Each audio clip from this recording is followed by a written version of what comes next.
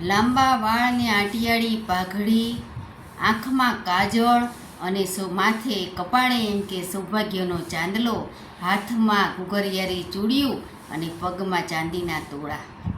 ગોંડલમાં માલધારીને ત્યાં ભજન ગાવાના હોય છે અને જે દાસી જીવણ એમ કે ઘોડે સવાર થઈ અને ત્યાં ભજનમાં જાય છે.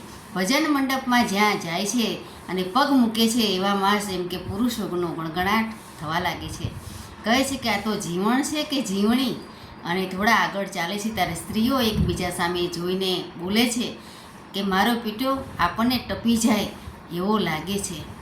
અને જેવા એમ કે દાસી જીવણ ભજન ગાવા આસન ગ્રહણ કરે છે ને એક તારો હાથમાં લીધો જ અને તરત જ એક સ્ત્રી ઊભા થઈને બોલે છે, ઊભા રહો એમ કે દાસી જીવણ, મારે તમને એક વાત કહેવી છે.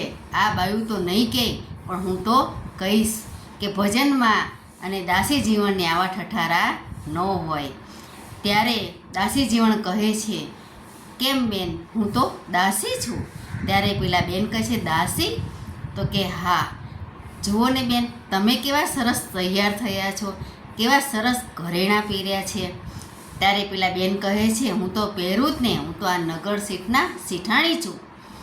ત્યારે દાસી જીવણ કહે છે કે તમે નાનકડા નગરના નગર શેઠાણી હોવ તો હું તો ત્રિલોકના શેઠના શેઠાણી છું, તો હું કેમ નહીં, એમ કહી અને બાળકની જેમ ખિલખિલાટ હસી પડે છે.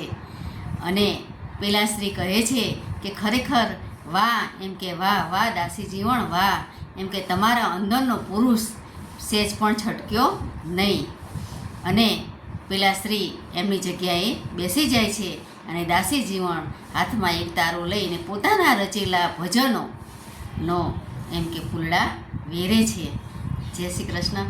આવા જ એમ કે સૌરાષ્ટ્રના સંતો, મહંતો, ભક્તો એમ કે થઈ ગયા એવી નાનકડી વાર્તા રજૂ કરી. તમને ગમે તો લાઈક, સબસ્ક્રાઈબ અને કોમેન્ટમાં જરૂર લખજો કેવી વાર્તા લાગી.